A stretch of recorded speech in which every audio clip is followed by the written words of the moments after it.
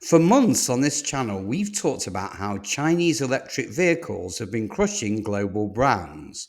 They've been undercutting prices, overwhelming Europe, and rising so fast that even America had to slam the borders shut with 100% tariffs.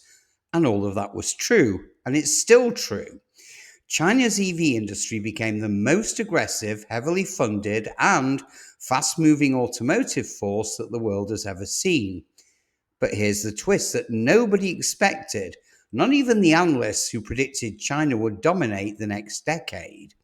The same machine that's been destroying global competition is now starting to collapse under its own weight. And that's why this video looks different from the last three.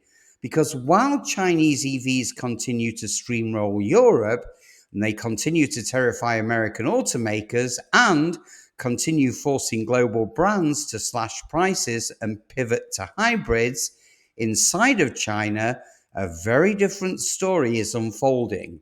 A story that almost nobody in the West actually sees. A story that China does not want the world to hear. A story that reveals the darker side of their rapid EV rise and why the world's largest EV market is now showing clear signs of imploding. Factories are overproducing at levels that the market can no longer absorb.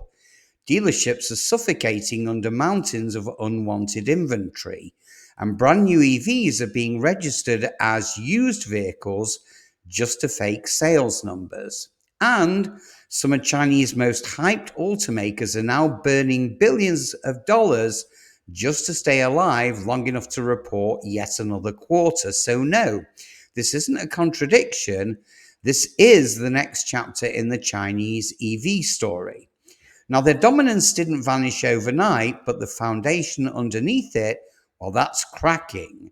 And when the base starts to crumble, well, the entire structure eventually follows. So just before we do take a deep dive, as always, it's imperative you hit that like button and subscribe so that you get notified the minute we produce another game-changing video that affects your future choice of car or SUV. And I promise you will appreciate it. So buckle up and let's plunge straight in. So to understand this implosion, you need to understand just how aggressively China engineered its EV empire. For over a decade, Beijing poured more than $230 billion into subsidies, tax breaks, battery research, charging networks, and direct bailouts. They locked up global lithium supplies, they built immense gigafactories, and they turned BYD, NIO, XPeng, Li Auto, and dozens of other brands into global talking points. But here's the fatal flaw in the system. See, the government didn't just accelerate growth, it artificially inflated an industry far beyond what real consumer demand could actually support. Now, at one point, China had roughly 46 different EV brands. And just to put that into context, that's more than the US, Europe, Japan, and Korea combined. Now, many of these companies existed only because subsidies kept them breathing. Without government cash, half of them wouldn't have lasted even 6 months. Factories began producing more cars than the market could ever absorb. Now, analysts estimate China may already have millions of unsold EVs just sitting in storage, parked in lots, or stuck with unwilling dealerships. Overproduction became so severe that dealers were pressured to purchase new EVs just to help manufacturers hit their state-mandated targets. And that's where the infamous zero-mile used cars came from. It's a bizarre situation where brand new EVs were being dumped into the used market simply because dealers couldn't carry the weight of fake sales anymore. Even China's state-run newspaper, the People's Daily, admitted the industry was now disrupting normal market order because companies obsessed with inflating growth on paper rather than building something that was actually sustainable. So if you want to know how serious this collapse is, well, just look at the profit margins. In China, profits haven't just shrunk, they practically vanished.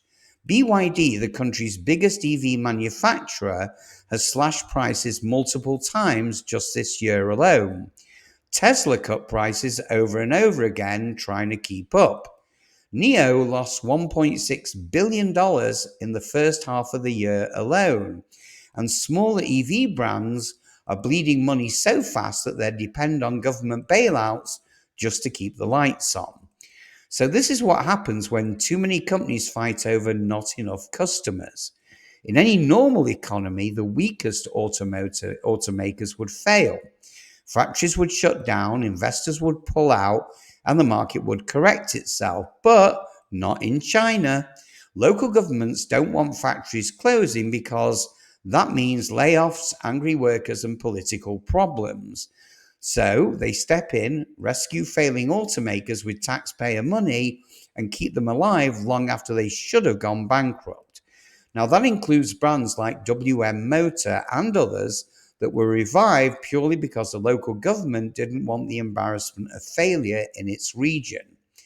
Even NIO, a publicly traded company, was bailed out by the city of Hefei in 2020 and still continues to lose staggering amounts of money.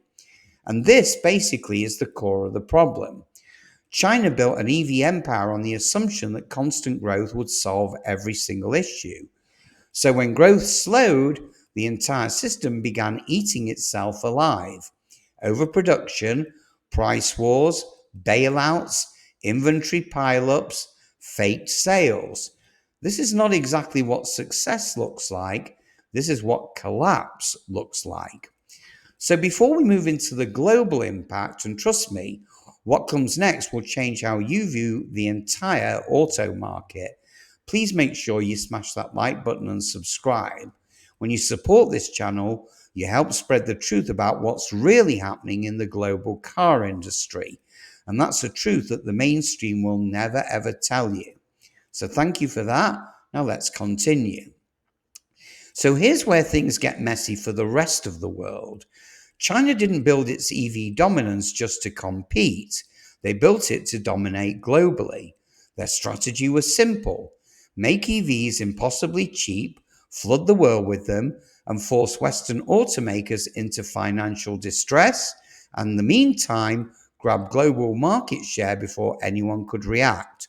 And honestly, they almost pulled it off, but the world pushed back. The US hit Chinese EVs with 100% tariffs. Europe launched its largest anti-subsidy investigation in history. Canada, Mexico, Turkey, they all raised tariffs to protect their markets. And suddenly, China's escape valve, exporting its excess EV production, slammed totally shut. Now that means millions of EVs have absolutely nowhere to go. Factories that relied on exports now face lower output. Battery suppliers lose demand. Investors start fleeing. Entire EV supply chains slow down. The result? Global instability. See, if China cuts production, global battery prices rise. But if China keeps overproducing, global EV prices crash and automakers everywhere start bleeding money. Either direction hurts somebody. So let's bring this all home. What does this actually mean for you? Well, first, the days of artificially cheap EVs are slowly ending. Without China's overproduction, prices will stabilize or even increase. Hybrids will surge in popularity, and gas vehicles will stay relevant longer than expected. And to me, that's great news.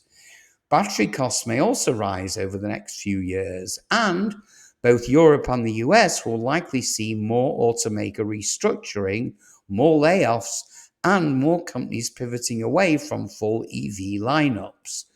The global auto market is entering a new phase, and it's one that's defined by tariffs, supply chain battles, expensive battery materials, political pressure, and slower EV adoption curves. China's EV industry didn't fail because the technology was bad. It's failing because the economic model behind it all was unsustainable. And now the world is about to feel that impact.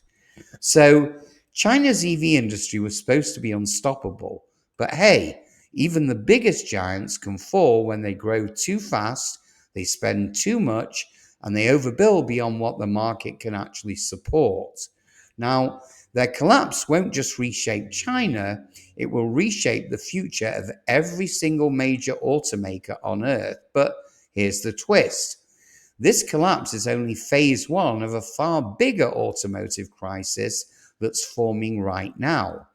A crisis involving hybrids, gas vehicles, EV batteries, and the financial health of some of the world's biggest car companies, including a few that you would never expect. And I'm breaking all of that down in a forthcoming video. So do me a favor and smash that like button, subscribe, and turn on notifications because you'll want to be the first to see what's coming next. And in the meantime, stay safe, my fellow car enthusiasts, and I'll see you guys on the next one.